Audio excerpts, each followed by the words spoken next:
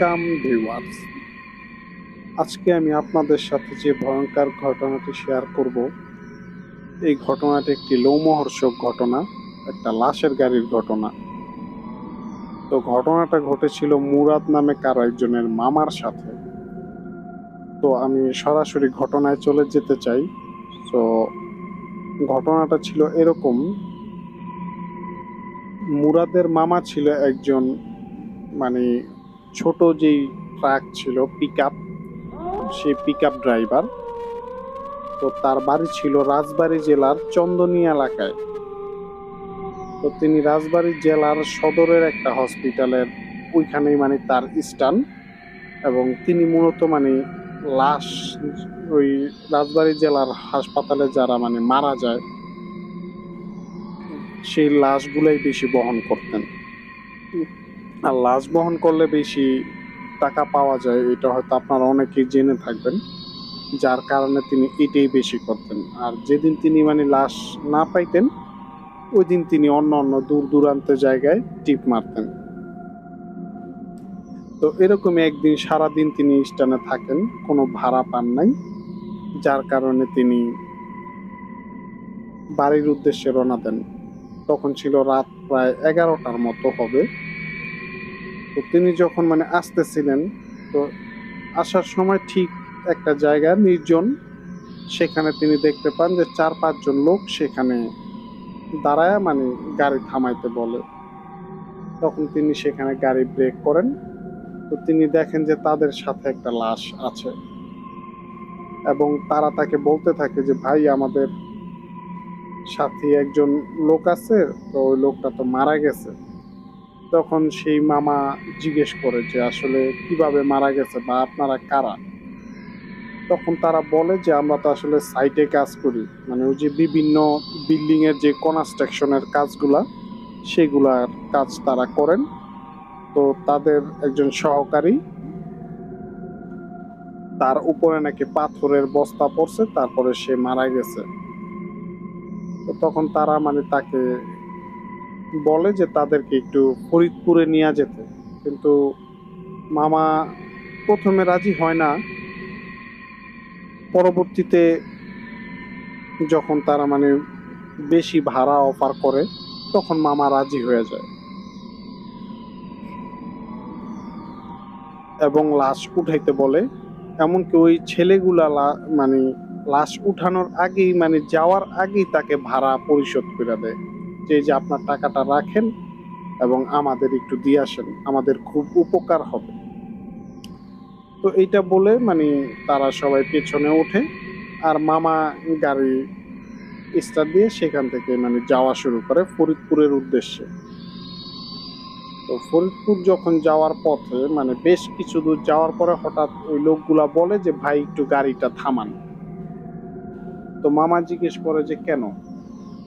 তখন তারা বলে যে ভাই, আমরা এই এই মারা গেছে পরে আমরা খুব তাড়াহুড়ার মধ্যে ছিলাম, তো দৌড়াদৌড়ির মধ্যে ছিলাম, যার কারণে আমাদের খাওয়া হয় নাই, আর আমাদের খুব খিদা লাগছে। তো পাশেই একটা বাজার আছে, আমরা কিছু খেয়ে আসি।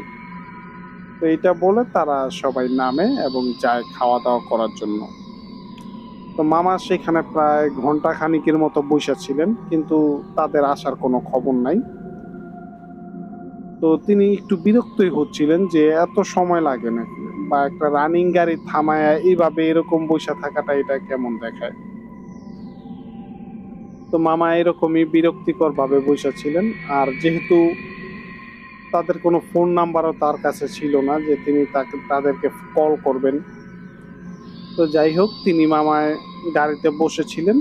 তো হঠাৎ করে বুঝতে পারলেন যে একটা গাড়িতে যখন অনেকগুলা মানুষ ওঠে, তখন বোঝা যায় যে গাড়িটা অনেক নড়তে থাকে।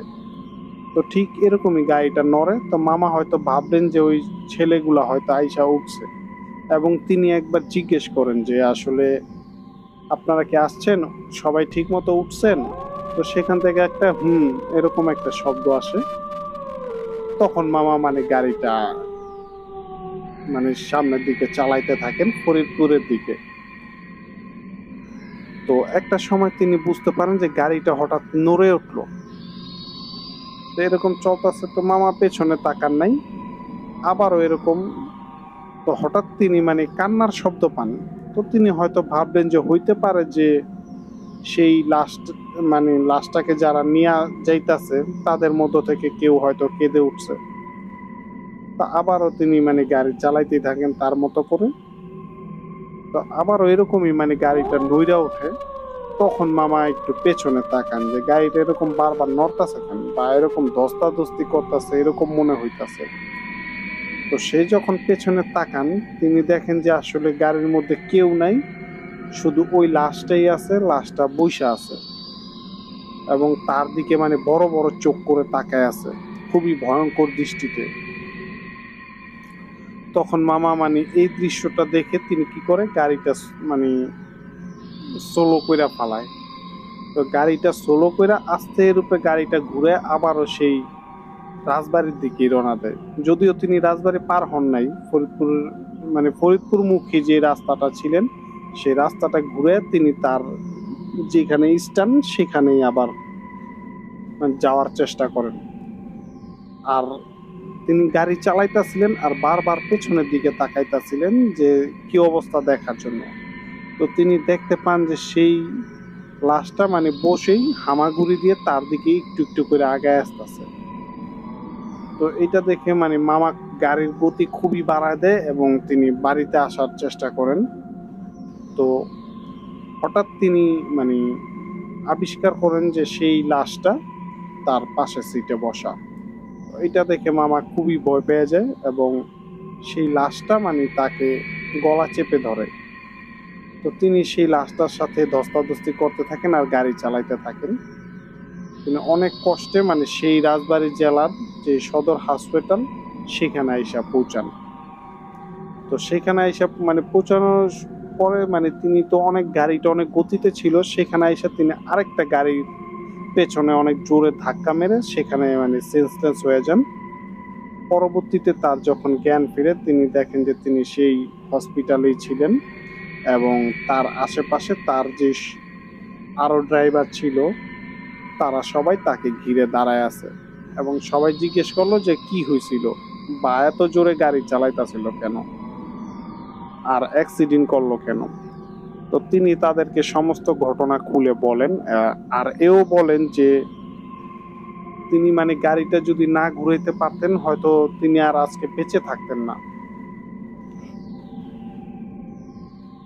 কিন্তু তার যারা তাকে মানে ওইখান থেকে উদ্ধার করে হসপিটালে নিয়ে আসছে তারা সবাই বলে যে তারা কোনো লাশ সেখানে দেখে নাই, কিন্তু সে বলতেছে যে তার গাড়িতে লাশ ছিল। তো অবশেষে যেই লোকটার গাড়িতে মানে ধাক্কা দিয়ে তিনি অজ্ঞান হয়ে গেছিলেন, মানে যেই গাড়িটার পেছনে ধাক্কা দিয়েছিলেন ওই লোকটা বলে যে হ্যাঁ আমি ওর গাড়ির মধ্যে পেছন দিকটায় মানে ছোপ ছোপ মানে জমাট জমাট বাঁধা রক্ত দেখছিলাম এবং তার পাশের সিটেও এরকমই দেখছিলাম যে জমাট বাঁধা রক্ত। সো তারপর থেকে মামা মানে এই ঘটনা ঘটার পর থেকে মানে তিনি লাশ বহন করা অনেকটাই কমায়া দেন এবং তিনি প্রায় 6 মাসের মতো তিনি কোনো ধরনের কথাবার্তা বলতে পারেন না ভয়ে, মানে অনেকটা তিনি অ্যাবনর্মালের মতো হয়ে গেছিলেন। মানে তিনি অযথাই ঘরের মধ্যে ভয় পাইতেন এরকম একটা অবস্থা। তো অবশেষে মামা মানে বিভিন্ন ধরনের চিকিৎসার মাধ্যমে আস্তে আস্তে তিনি অনেকটা সুস্থ হন। কিন্তু আপনাদের কাছে আমার আজকে প্রশ্ন, অনেকে বলেন যে এগুলা ভুয়া ঘটনা বা এগুলা ঘটনা না, তো তাদের এইগুলা ঘটে না এরকম অনেক কিছু অনেকে বলেন। তো তাদেরকে আমি আজকে একটা কথা বলতে চাই যে আসলে আপনারাই জবাব দেন যে যেই 5টা ছেলে লাশটা নিয়ে গাড়িতে উঠছিল তারা কি আদৌ কি কোনো মানুষ নাকি অন্য কিছু ছিল, বা আপনার কি মনে হয়? তো আপনার কাছে এই প্রশ্ন রইল, আপনি কমেন্ট বক্সে লিখতে পারেন। সো আপনার কাছে যদি এই ঘটনাটা ভালো লেগে থাকে তাহলে লাইক কমেন্ট ও শেয়ার করুন এবং আমাদের কালো আত্মা ইউটিউব চ্যানেলটি সাবস্ক্রাইব করতে ভুলবেন না। পাশাপাশি আপনি যদি ফেসবুক থেকে দেখে থাকেন আমাদের এই ভিডিওগুলো তাহলে অবশ্যই আমাদের পেজটি ফলো দিয়ে রাখবেন। সো ভালো থাকবেন, ধন্যবাদ।